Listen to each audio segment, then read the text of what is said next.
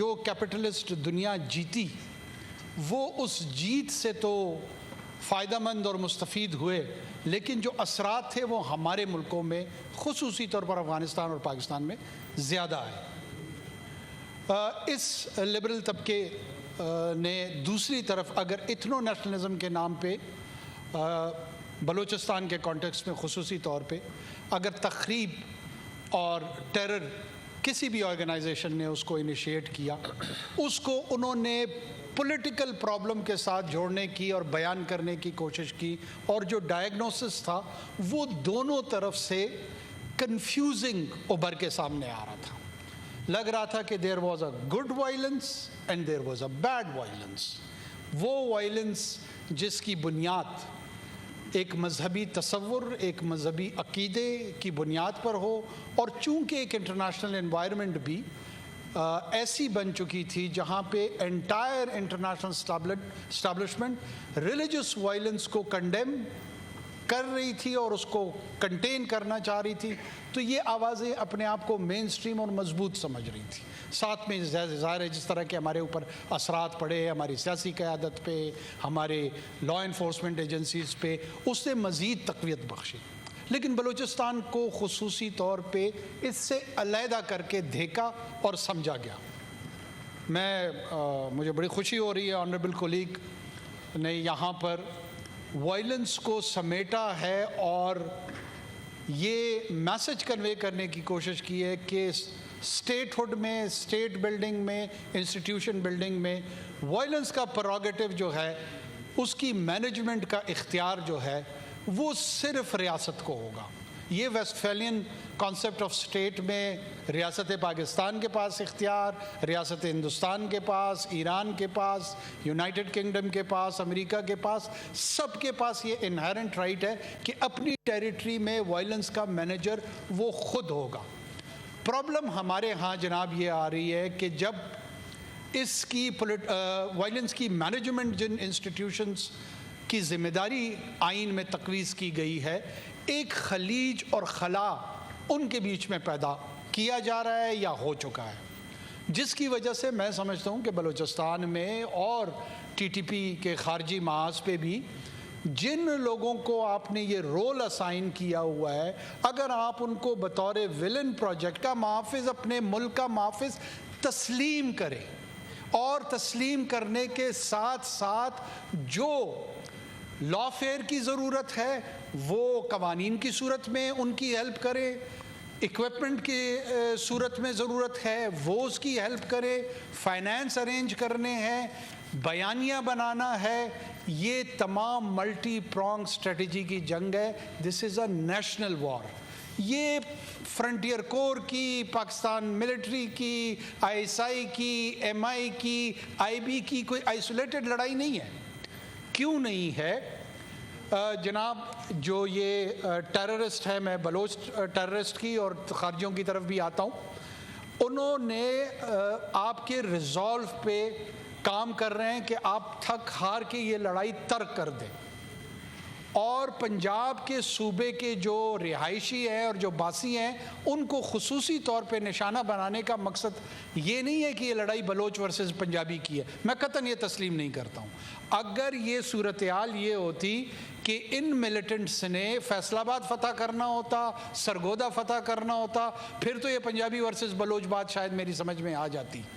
ان کا مطمع نظر اتنا ہے کہ جس ریاست پاکستان کے نام میں یہ جڑے ہوئے ہیں اس ریاست کو توڑنا ہے اور اس سے ایک نئی ریاست کی تشکیل دینی ہے، اور وہ اس کے کسٹوڈین میں لیڈ سمجھتے ہیں کہ شاید پنجاب کے رہائشی اس کو زیادہ اون کرتے ہیں۔ جہاں انہیں کوئی بلوچ نظر آتا ہے، جیسے پرسوں محمد ظاہر محسنی ان کی شہادت کلات میں کی ہے، وہ پنجابی نہیں تھے، وہ نسلاً بلوچ تھے، پیور بلو بلڈڈ بلوچ تھے، لیکن چونکہ وہ ریاست پاکستان کے ساتھ کھڑے تھے، وہ پشتون جو ریاست پاکستان کے ساتھ سرائکی سندھی بولنے والے جو بھی لوگ اس کے ساتھ جڑے ہوئے ہیں ان پہ یہ حملہ آور ہوتے ہیں۔ جناب چیئرمین، ہمارے ہاں اس پہ ایک سنجیدہ بحث ضرور ہونی چاہیے۔ میرے خیال میں نیشنل سیکیورٹی کمیٹی کو کانسٹیٹیوٹ کر کے ہر پارٹی کی نمائندگی دے کے وہاں پہ ان ہاؤس ایک ڈیٹیل ڈسکشن ہونی چاہیے۔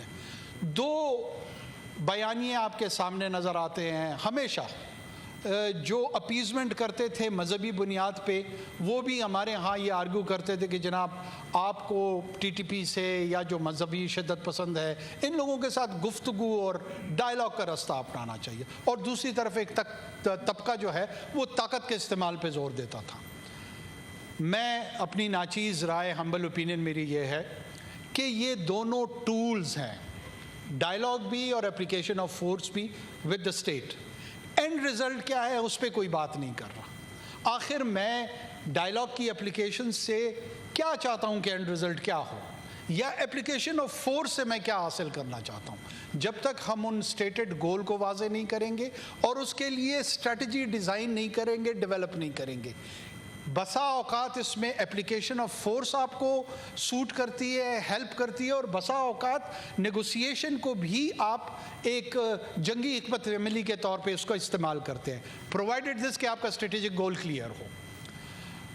یہ لوگ خارجی پاکستان میں کیا چاہتے ہیں؟ یہ پاکستان کی جغرافیہ کو تو تبدیل نہیں کرنا چاہتے ہیں، پاکستان کے پورے نظام کو ہی تبدیل کرنا چاہتے ہیں۔ یا جغرافیہ بدل دینا یا نظام بدل دینا، میرے نزدیک یہ دونوں ایک ہی ایول کے مترادف ہیں۔ ایک فرد واحد کی یہاں پہ حکومت قائم کر کے ایک امیر المومنین ڈکلیئر کروا کے جو ہماری طرز زندگی ہے اس کو تبدیل کرنا چاہتے ہیں۔ اللہ کے فضل سے میں اپنے آپ کو کسی بھی خارجی، کسی بھی ٹی ٹی پی، کسی بھی ٹی ٹی اے سے بڑا مسلمان سمجھتا ہوں۔ اگر بڑا مسلمان نہیں ہو تو جتنا مسلمان، الحمدللہ مجھے کسی مکتبہ فکر کی، کسی مسلک کی، کسی صوفی کی، کسی پیر طریقت کی، کسی عالم کی سرٹیفیکیشن کی ضرورت نہیں ہے کہ میرے ایمان کا سطح کیا ہے۔ یہ قرآن کے روح سے اس کی جو باز گشت پوچھ گچھ ہونی ہے وہ آخرت میں حق تعالیٰ کی ہستی نے خود کرنی ہے۔ جو حق، جو اختیار اللہ کا ہے، وہ حق بندے کو کسی صورت نہیں دیا جا سکتا۔ کسی بندے کے پاس یہ حق نہیں ہے کہ وہ میرے دل کی، میرے نیت کی اکاؤنٹیبلٹی کر کے مجھے یا پینلائز کرے یا مجھے ریوارڈ کرے۔ دوسری بھی جانب جہاں پہ کچھ دوستوں نے کہا کہ پولیٹیکل انسٹیبلٹی کی وجہ سے، دیکھیں میں اس اہم موضوع کو جو پولیٹیکل پولرائزیشن اس وقت ملک میں یا کرافٹڈ ہے یا جینون ہے اس کی نظر نہیں کرنا چاہتا۔ یہاں پہ 2018، 2013، 2008، 2002 بلوچستان میں یہ مسئلہ 2024 میں سلگ رہا ہے۔ یہ مسئلہ ہے کیا؟ یہ جو اسٹیٹڈ ملیٹنٹ ٹیررسٹ آرگنائزیشن ہے، میں دوستوں کو اکثر کہتا ہوں کہ ان کی وکالت اور وضاحت دونوں کی ہمیں ضرورت نہیں ہے۔ وہ اپنی وکالت بھی خود کر سکتے ہیں، وہ اپنی وضاحت بھی خود دیتے ہیں۔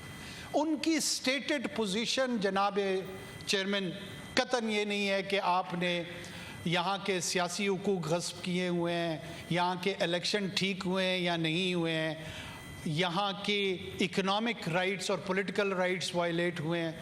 وہ کہتے ہیں ہماری علیحدہ شناخت ہے، آپ میری سرزمین پہ قابض ہو، آپ مقبوضہ پاکستان کو ریپرزینٹ کرتے ہو۔ اور یہ لوگ کون ہیں؟ یہ 1% لوگ ہیں۔ اگر یہ 1% لوگ نہ ہوتے اور ان کے پاس large section of Baloch society ہوتی تو یہ آرمڈ گولی بلٹ کا سہارا نہ لیتے، یہ بھی بیلٹ کی طرف آتے۔ یہ بیلٹ کی طرف آ اسی لیے نہیں رہے ہیں کہ ان کو پتہ ہے کہ بیلٹ میں سپورٹ بیس ان کو میسر آنی نہیں ہے۔ جناب چیئرمین، ان تمام گروہوں کے ساتھ ایک ویو یہ آتا ہے کہ ہمیں وہاں پہ ڈائلاگ کی انگیجمنٹ کرنی چاہیے۔ میں بیسٹ انٹرنیشنل پریکٹسز کا جو پبلشڈ ڈیٹا ہے، جو کتابیں انسرجنسیز پہ پڑھائی جاتی ہیں، ان کا حوالہ دیتے ہوئے، جس صاحب کو شوق ہے وہ مجھ سے رابطہ کر لے، میں حوالہ دے دوں گا۔ پوسٹ سیکنڈ ورلڈ وار میں انسرجنسیز جتنی ہوئی ہیں دنیا میں، ان میں 36% انسرجنٹس جیتے ہیں اور 38% ریاستیں جیتی ہیں۔ whether somebody likes it or not، فیصلہ اس ہار اور جیت کا بیٹل گراؤنڈ پہ ہوا ہے۔ جو نیگوسیشن اور ڈائلاگ ہوتی ہے وہ پوسٹ کانفلکٹ ہوتی ہیں. جب ہم بدقسمتی سے 1971 میں ہار گئے تو قادر ملا نے اپنی بندوق قدم میں مجیب کے رکھی جو مکتی بانی کا ہیڈ تھا. نیگوسیشن اروڑا کے ساتھ یہ ہو رہی تھی کہ کتنے قیدی ہوں گے, چھوڑنا ہے نہیں چھوڑنا ہے, کیا کرنا ہے. Recently when Americans decided to abandon Afghanistan, اس abandonment کے سینس میں they started negotiating.